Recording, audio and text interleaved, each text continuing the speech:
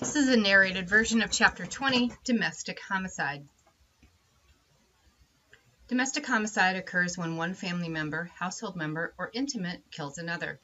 It is often the result of accumulated as opposed to situational rage, and therefore it is commonly associated with long-term fighting, abuse, or betrayal.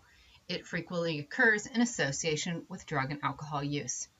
Risk and exposure. High-risk factors that increase one's risk of domestic homicide include the following: prior history of domestic violence, escaping violent relationships, obsessive possessiveness, prior police involvement, prior criminal involvement, threats to kill, alcohol, drug problems, protection orders, acute perception of betrayal, child custody disputes, mental illness of perpetrator, hostage taking, children are hers, not his, change in circumstances, her fear. Note, pregnancy is not the leading cause of death among pregnant women. Research has found that domestic violence may actually decrease during pregnancy. Criminal profilers must recognize, investigate, examine, and understand and explain these factors in the preparation of any victimology.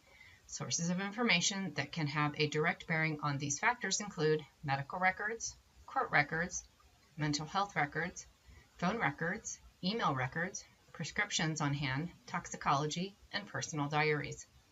Exposure to domestic violence and abuse increases the risk of becoming a victim of domestic homicide. Risk factors of suffering domestic violence include: number 1, the age of the woman; number 2, being a mother of children not related to the male aggressor; and number 3, making threats to leave or actually leaving the male. According to research by Wilson in 2005, the largest single trigger for male violence is a woman's threat or attempt to leave her partner. 3/4 of homicide victims and 85% of victims of severe abuse have tried to leave the relationship within the past year. Women are at particularly high risk in the 2 months after separation. The dynamics of abuse relationships. The dynamics of intimate violence, the way it begins, expresses, and evolves, are complex. They are driven by a sense of overall powerlessness experienced on the part of the aggressor. The Johnson typology of intimate personal violence, IPV, provides 4 categories meant to take an offender's use of threats, economic control, privilege and punishment, children, isolation, emotional abuse, and sexual control into account. They are: number 1, intimate terrorism, IT, violent resistance, VR, situational couple violence, SCV, mutual violent control, MVC. Intimate terrorism refers to a relationship in which only one of the spouses is violent and controlling. The other spouse is either nonviolent or has used violence, but is not controlling. Violent resistance refers to the relationship in which the focal spouse is violent but not the controlling, and the partner is violent and controlling. Situational couple violence refers to individual non-controlling violence in a dyadic context in which neither of the spouses is violent and controlling. Mutual violent control refers to controlling violence in a relationship in which both spouses are violent and controlling. Intent. Not all domestic homicides are the result of a sudden onset of uncontrollable rage. For example, many long-term spouse abusers plan and choose their actions very carefully.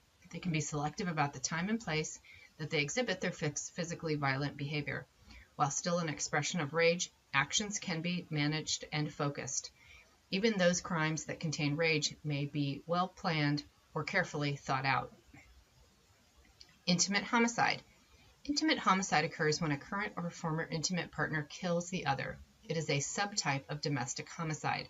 The victim and offender do not always live together, but they must be or have been involved in a deep personal relationship of some kind. The motive is almost always anger, revenge, profit, or a combination of the two. Domestic child homicide. Domestic child homicide occurs when a parent or caretaker kills a child. During an investigation, those with access to and who spend time with the child need to be eliminated first. Honor killings. An honor killing is the murder of an individual, almost always a girl or woman, by members of, at the direction of, or on behalf of their family. Honor killings occur because of the belief that the woman's actions have brought dishonor to the family or community. The most brutal and degrading the death, the more honor restored to the family. Domestic elder homicide. Domestic elder homicide involves a caretaker who kills an elder in his or her charge. An elder is one who is roughly 65 years or older and who may have physical or mental limitations that restrict the person's ability to carry out normal activities. Criminal profilers must prepare a detailed victimology of an elderly person, as they are unlikely to report past abuse. The elderly are unlikely to report abuse for the following reasons: feeling that the mistreatment is normal, the belief that the law can do nothing to help, physical isolation blocks opportunities to ask for help, and abusers are often family members. Motives for elder homicide include the following: killing to be ridden of a burden, killing for profit, killing out of hatred of the elderly person, killing for revenge, killing in the commission of a sexual assault. This ends this narrated version of this chapter PowerPoint presentation.